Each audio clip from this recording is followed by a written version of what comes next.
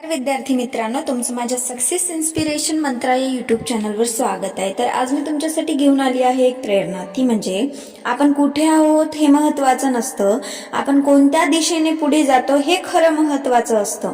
प्रयत्न, धैर्य यांसारखे सद्गुणही निश्चित उद्दिष्टाविना फोल ठरतात। चिंता करण्यामुळे नकारात्मक ध्येय निश्चिती होते, म्हणजेच सकारात्मक विधायक काही घडवावं याऐवजी वाईट, दुःखद असं काहीतरी टाळावं अशा विचारातून अधिक चिंता, अधिक भयग्रस्तता येते।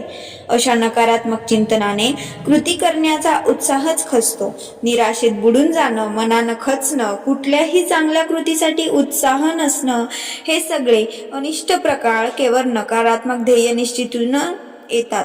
यासाठी सकारात्मक ध्येय निश्चिती अत्यावश्यक आहे आणि ध्येयामुळे जर आयुष्याला अर्थ प्राप्त होतो, येथूनच यशाला सुरुवात होते। यशाचं गौरीशंकर गाठण्याचं ध्येय समोर ठेवा, त्याच्या जवळपास जरी पोहोचू शकला तरी तुमच्या आयुष्याचं सार्थक होईल, असं मी तुम्हाला आजच्या या प्रेरणेमध्ये सांगू इच्छिते।